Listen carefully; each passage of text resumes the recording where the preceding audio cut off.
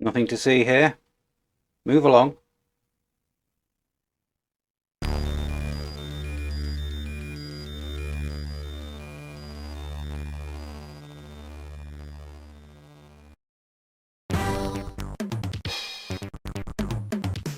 Hello everybody, welcome to the re-review, the series where I get to replay and reassess games from my favourite gaming era.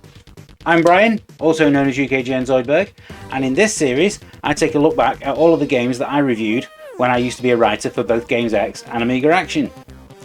Do the opinions of my teenage self still stand up over 30 years later? Let's find out together. Not only do I look back at what I said about each game, I also delve into the history of the people who made it and find out a little bit more about their subsequent careers. It's been really fascinating finding out where some of them ended up. For this latest episode, I'm going to be taking a look at my original review for Police Quest 3: The Kindred, which was developed and published by Sierra Online in early 1992. When I was growing up and playing games in the 1980s, yes, I'm that old, there was only one name in graphic adventures, and that was Sierra Online. I had tried playing various text adventures from both Infocom and Magnetic Scrolls when I had a Spectrum, but none of them ever really grabbed me. The first game to truly get my full attention was the original Police Quest, which I had played on the Atari ST. Sierra were founded in 1980 as Online Systems by husband and wife Ken and Roberta Williams. Together they created the world's first graphic adventure, Mystery House, which was heavily inspired by the works of both Agatha Christie and the board game Cluedo. They were originally based in Los Angeles before relocating to a small town closer to the Sierra Nevada. The company's name was changed to Sierra Online in 1984, and it was around this time that the first game in what is arguably their most popular series was released. King's Quest, Quest for the Crown, introduced animated characters into the games for the first time and was, understandably, a smash hit. It led to numerous sequels, a 1990 remake, and a full reboot on Xbox Live Arcade and PSN in 2015. The Sierra name quickly became synonymous with game titles that ended with the word Quest. In addition to the 8 installments of the King's Quest series, there was also Space Quest, which ran for 6 episodes, Quest for Glory, which managed 5, and then the Police Quest series. The first game, subtitled In Pursuit of the Death Angel, was designed by former Highway Patrol officer Jim Walls. It aimed to tell the story of the hunt for a serial killer in a realistic manner. Players were required to follow police procedure to the letter as they went on patrol around the streets of the fictional city of Lytton. Police Quest 2: The Vengeance arrived on the Amiga in 1989 and was praised for a much better story where the villain from the first game escaped from prison and went on a murderous rampage, as well as vastly improved graphics. Before the third game arrived, Walls would also write and design the espionage adventure codename Iceman, also for Sierra, although sadly Police Quest 3 would end up being his final game in the franchise.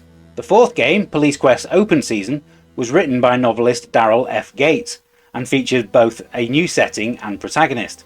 It went on to become the basis for the SWAT games, which were a series of tactical shooters that Sierra published in the late 90s.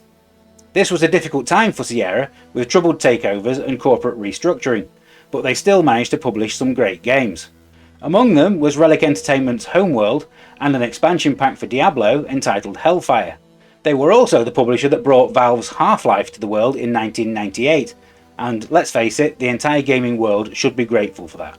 The Sierra name would continue as publisher only from 1999 onwards, as part of Vivendi Universal Games, the company behind both the Crash Bandicoot and Spyro the Dragon franchises. Following Vivendi's sale to Activision in 2008, however, Sierra were closed down. Then, out of nowhere, Activision relaunched the label in 2014 to publish indie games on both the PC and consoles. The first 2 games that were announced were a reboot of King's Quest from developer The Odd Gentleman and Geometry Wars 3 Dimensions.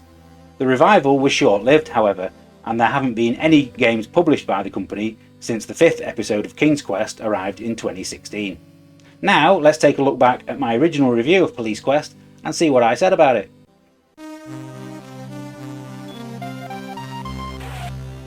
My review of Police Quest 3 appeared in issue 31 of Games X from November 1991. This was the same issue as my first Samurai review, which I covered on this series way back in episode 4. It was also one of my busiest weeks, as I also reviewed Riders of Rohan, Home Alone, and another adventure game from Sierra, Leisure Suit Larry 5. As we were a multi-format magazine, my review covered both the PC and Amiga versions of the game, even though the Amiga version wasn't due for release for another couple of months. I stated right off the bat that I had been a massive fan of the previous 2 games in the series, and that I considered Police Quest 3 to be the best one yet. I found that both the atmosphere and attention to detail were astounding. I was full of praise for the game's soundtrack too, which was composed by Jan Hammer, most well known for Miami Vice at the time. In gameplay terms, I said there would be no difference between the 2 versions of the game, although the Amiga version would be a definite downgrade in the graphics department. The game will still be just as great as the PC version, and all Amiga-owning adventurers should snatch up a copy as soon as it appears. It was awarded 5 X's out of 5 and an X-rated award, and I stated that it was easily one of the best adventure games that I had played. Gameplay, lastability and presentation all received 18 out of 20. Here's how my score compares to the ones from other magazines. Now let's play the game again and see if any of what I said is still relevant today. It's time for the playtest. Here we are once again taking on the role of Detective Sonny Bonds. Although as this game begins he is actually now Detective Sergeant Sonny Bonds. And one of the first things that you're going to want to do on this game, because as you can see when he walks over here, it's all a bit slow. But fortunately, Sierra have put in the option to increase the game speed. So you're going to want to go over here and put this slider all the way to the top. By the time this game came out, Sierra had made the full transition to point and click, so which is why you now have this mouse pointer that you can move around to look at things rather than have to type in your commands. In your inbox here is a notification that you need to read. So basically there is an officer, Pat Morales, who you need to speak to about a complaint that's been raised against her. That little notification noise that you heard then is the game's score increasing, because up here you will notice that there is a score, just like in all previous Sierra games. So that is my first point. I must say that there's a lot of wandering around the police station at the start of this game. This is not really the best way to start the game. Also, with the reduction of colours from 256 to 32, there's Pat Morales in the middle. I don't know who made the decision to have the floor be the exact same shade of blue as your police uniform.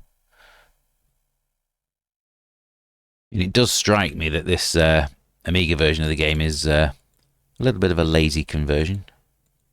But then the same thing could be said about a lot of the Sierra games at the same time. All the remakes of Leisure Suit Larry, King's Quest and Space Quest all came out around the same time as this. What you're not getting a feel of on this edited version of the playtest is just how slow everything is. That literally took me 3 minutes to walk from the briefing room back to my office again. So it seems like she definitely did do what she's what the complaint is about. So I'm going to sustain. You conclude that disciplinary action is necessary. Sustain the complaint. So I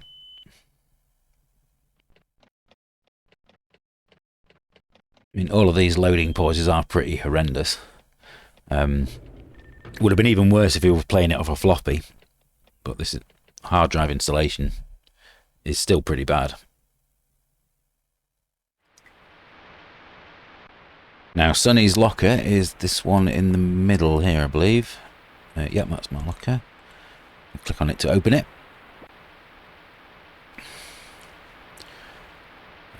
He wrote it down on the inside cover of his police manual. Now, what he's actually referring to there is the manual that came packaged with the game. And lo and behold, if you open the package of that manual, which I have downloaded so that I can play this, you'll see the number 776. Because the game does come with a pretty big manual full of police procedure and radio codes and things like that. And you will need them throughout the game.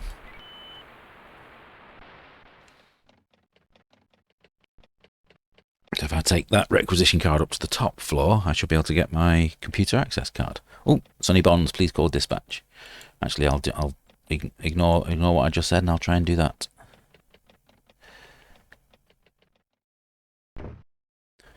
Now, if you want an example of how the game makes you jump through hoops in order to do just a simple thing, so there's my phone for me to call dispatch. First, you have to click on it so that it'll sit down. You then actually have to click on the receiver to pick up the phone, and then click the dispatch button. Why I can't just click on the phone and have it do all that for me, I don't know.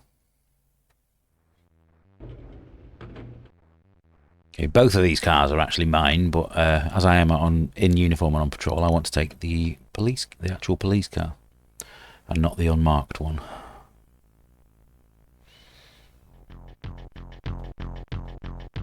Okay, so yeah, so what you get once you're in the patrol car is this little driving minigame. You got all your computers and everything. There's a little red button here to turn your sirens on.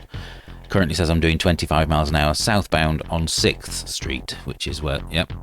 So I want to keep going south until I get to River Street. So let's accelerate a little bit.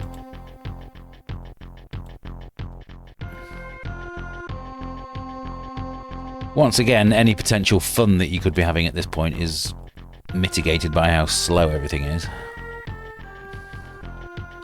Right, so here we go, River Street. Now there is actually a stop sign, I believe, here, and obviously being a policeman, I'm not allowed to go through that. The game will punish me for doing so.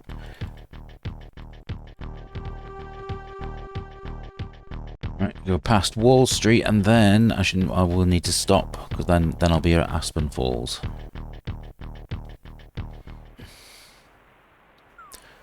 Well, that was much more fiddly than it should have been, so what I'm actually going to do first and foremost here is, because I'm playing this on the A500 Mini,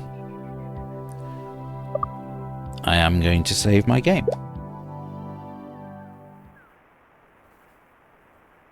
A man who's almost butt naked. Okay, ranting and raving about aliens.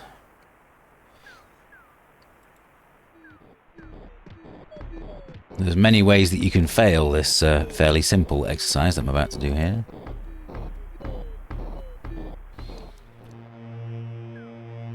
So he steals my police badge and throws it in the river.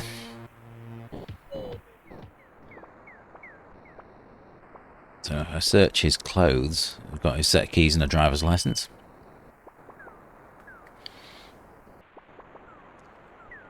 So if I take his keys, I can throw those in the river.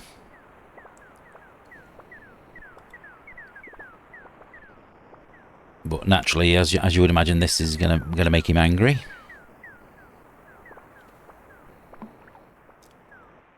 And then what I need to do quickly, if the game will let me do anything quickly, is get my nightstick out.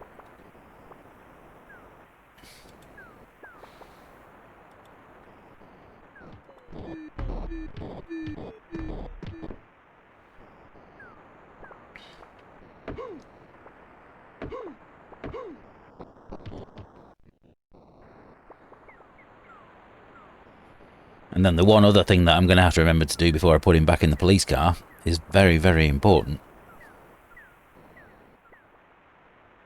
What I'm going to need to do is I'm going to need to search him again.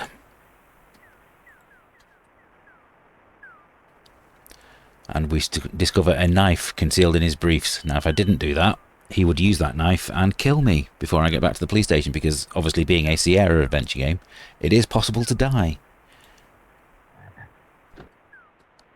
And then this is once again going to take me back into the driving minigame, but I'll spare you watching that.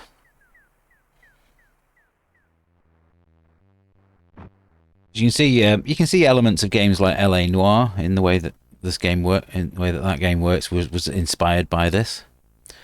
The way that you go out and solve cases and then have to drive back to the station and interact with fellow policemen.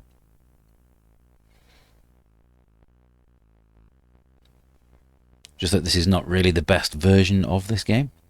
Right, so what you need to do is you need to take him into the booking office and book him. But before you do that, because you have to follow police procedure,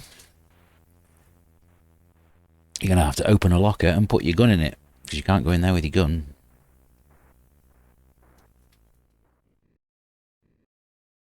And what are we booking him for? So once again, you have to dig out your manual and go through all the different booking codes that it could be. So violation code. Look down the list. There is one for not in full control of faculties, which is 05150.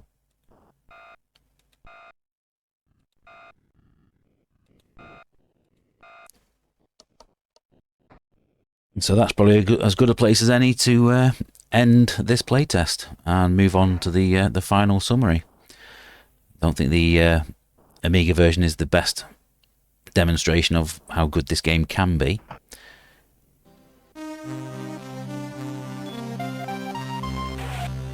There's no point beating around the bush here. Police Quest 3 on the Amiga is not a very good game at all. On the VGA original on the PC, the characters and backgrounds looked great in 256 colours, but condensing that down to just 32 has resulted in some truly shocking visuals. It's almost as if they just scanned everything into the Amiga and then didn't polish it up in any way. And let's face it, that's probably exactly what they did. The actual gameplay interface works a lot better in this game than in most other Sierra games released around the same time. I also really appreciated the option to change the game's speed, as the character's default walking speed is painfully slow. It's a shame because I know from experience that the game's overarching story is a really good one. You'll just really struggle to find out for yourself. There's simply too much faff that gets in the way. You could simply spend your first hour of gameplay getting lost and bored wandering around the police station. Unfortunately, the driving minigame stops being fun after about 2 minutes, and overall it's far too easy to completely fail at a task and have to restart the entire game. If you are going to play it, I would strongly recommend that you utilise the A500 Mini's save states if you're going to get any enjoyment out of it whatsoever. As you can see from the Mini Super League, Sierra released a lot of games on the Amiga, and they're a real mixed bag in terms of quality. Some of them also haven't aged particularly well, and sadly Police Quest 3 is one of them. If you can put up with the sheer laziness of the Amiga conversion, there is a great story here, and that just about elevates the score a little. I still can't give it any higher than 4 out of 10 though.